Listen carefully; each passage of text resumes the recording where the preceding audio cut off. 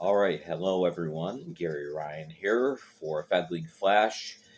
I apologize for the voice. I've been very under the weather, and so this is a lot later than I had hoped. I had hoped to get this done earlier this week. Just wasn't possible, so here we are today, Saturday, September 2nd. So the KHL season has started, so hockey's back. We are a month and 8 days away from the first Fed game exhibition, but still. All right, so today we're talking about the Motor City Rockers, a much too early look. And somebody asked me, it's like, okay, if it's much too early, why are you doing this? It's because basically with the ones that I have done so far, Danbury and Mississippi and Elmira and now Motor City, we can take an educated guess as to what the roster may look like and hence what their prospects for the future year may be.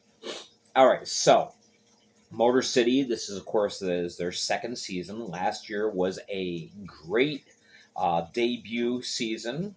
Uh, 32, 18, and 6 for 97 points, which was good for third in the Continental. And they ran into a bit of a buzzsaw with the Columbus River Dragons, lost in the playoffs. But overall, a very good year, and looking for a lot more this year. So last year, the leaders, of course, in goal, Trevor Babin, 20, 12 and 4, 20 wins, was fourth best in the league, with 3.14 goals against, also fourth best, and a save percentage of .915 was third best. Two shutouts, that was tied for second. Offensively, Scott Koash was the leader, 40 goals, which was third in the league, 72 points, that was sixth. 7 game-winning goals for Koash, so he was obviously a very important cog to the Rockers machine. As they did last year, again, it appears this year they're going to be relying on veteran leadership. They had the scrimmage game last weekend in their fan fest, and that's how I kind of got a good idea as far as who is coming back, who we're still waiting to hear from, and based on that, we can again take our educated guess. So there's five. I'm sorry, I have to say, 26 players took part in the scrimmage game. So who's missing? That's the question. There's 5 big question marks, and these were important players for last season. These 5 were not involved in. Well, 4 of them were not involved in the scrimmage game. That would be defenseman Josh Colton, who has 114 points in 170 Fed games played. You have forward Tommy Cardinal, put together 31 points. Nice secondary scoring. Forward Roman Gaudet had 33 points. And the biggest one right now that I think is missing is Derek Makima, 41 points, 52 games played. Now, Trevor Babin did take part this last weekend. He is going to various ECHL camps, though. He is trying to move up a level. So now, if he does not make an ECHL roster, obviously he would return to Motor City. And if he did make the ECHL, his rights will be held in Motor City. All right. So, anyway, we're looking at a potential lineup, and if you see a name in red, which is just a couple right now, those are those are players that have not yet signed. All right, everyone else is signed and ready to go. So my thinking is the first line would probably be Scott Koash, Jonathan Giuliano, and Declan Conway. Conway and Koash worked great together last year. I was surprised to see that Giuliano is coming back in a player role. I knew he was going to be an assistant coach, but yeah, apparently he's planning on playing. So anyway, that would be a very good first line, in my opinion. All right, stressing my opinion because obviously I'm not Gordy Brown, the head coach. He's the one that puts together the lines and the roster. So again, we're doing our best to prognosticate a little bit. All right, second line. Brad Ryder, uh, probably on one side. You have Michael Mann, who played with the Watertown Wolves last year, last 2 years actually. And then hopefully, if Makima resigns, he will be able to anchor that line. But again, at this moment in time, he is unsigned. So we will wait and see what happens with that. Third line, you have Danny Vanderweel, who the last couple of years has split time between the Fed and the SP. So we know he's a very talented player. Very versatile, too. Can play defense or forward. Um, Obviously, for the Rockers, he would be playing forward. 28 games played, 16 points with the Rockers last season. Tim Perks, he's a very solid, underappreciated player. He'd be great centering that third line. And then, of course, you have Big Sexy, Elias Thompson. Doesn't get you a lot of points, but he does all the little things very, very well. Only 6 points in 44 games played. But he also provides the toughness, 138 penalty minutes, and he plays very well in special team situations. So now there's several rookies right now that are on the roster, but I'm thinking probably the edge as far as making the roster would go to TJ Sneath, who played all of last year up in the SP. Started off with Vermilion County, RIP. Knoxville Ice Bears, and the Macon Mayhem. In 36 games played last year in the SP, he notched 4 goals and 15 points.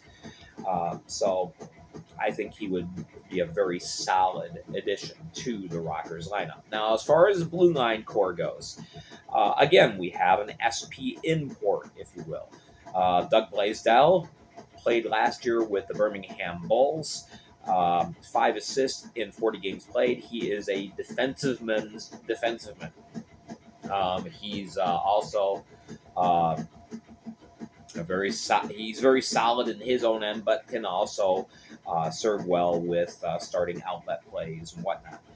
Okay, obviously the big name on the blue line that the Rockers are familiar with is Dante Suffredini. 94 games played over his Fed career. He's got 8 goals, 53 assists, 61 points.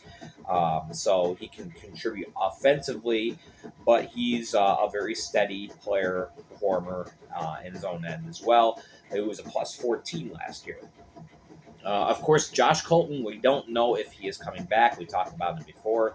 But I'll tell you what, if he did not return, that would be a big hole to fill. So we'll see what happens now. We still have a month to go before rosters really need to start getting tweaked and narrowed down. And so we will see what happens. Nicholas Miguel Diaz, he had a very good campaign last year in 27 games played. He had 11 points and a plus 8 rating. And then I was really surprised to see Jamie Milam come back. I thought he was planning on retiring, but apparently not. He's with the team, and Milam, of course, yes, he's a veteran. He's not going to get you a whole lot of points from the blue line, but 23 games played, 10 points, and a plus 21. Of note, Milam is a 3-time ECHL All-Star. So very, very, very good player. Obviously, you want to watch his minutes. You don't want to overplay him. But Milam had several key clutch moments, especially late last year, to put to help the Rockers steal a couple games. So that's good. Also, Zach Huggins, he's back. He played a limited amount of time last year, but now that he's got some experience, I would expect that he probably cracks the lineup. 7 games last year. Again, another defensive man, or stay-at-home guy. And then they also have in their camp Devin Fields, who went to the Gaylord Snow after 5 games with the Rockers and posting 3 assists, and played very well in the MIHL. All right, in goal, the big key is Trevor Babin. Obviously, one of the top goaltenders in the league. And the question is, does he return? He may. He may end up earning himself a role with an ECHL club. He's had a tryout with one camp. He has another one coming up later this month with another ECHL camp. So we're going to see. Okay, if he does not return and if he earns an ECHL role, the question then becomes: is Blake Scott ready to be a number one goaltender? And he's been around for a couple of years in the Fed. Last year he was 11-5-2, 369 goals against, and 898 save percentage. He's very streaky. When he's hot, he's really hot. When he's not, there we go.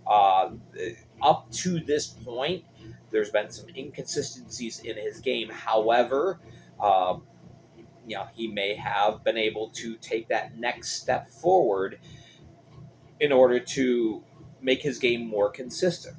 And so, we'll see. Also on camp, as far as the goalies, you have Ricardo Gonzalez, who had a cup of tea last year. 42 minutes played in one game. He was backup for the last dozen or so games for the Rockers. And then this year they brought in Eli Bowers, big presence, 6'4" goalie. Last played with the Janesville Jets of the NAHL. Posted great numbers, goals against of 2 and a .945 save percentage. So the question really here is, if the key players don't return, this could be a very challenging year for the Rockers. Now, as I look at things, again on paper, because of course the game is played on ice, not on paper, it looks like the Continental Division is going to be a lot more competitive this year. I think Columbus has taken steps to help improve themselves. Port Huron certainly has. Mississippi has kind of solidified things. Then you got a team in Baton Rouge that you can't overlook. Carolina, they've lost a couple players, but Carolina is very good at playing as a team unit.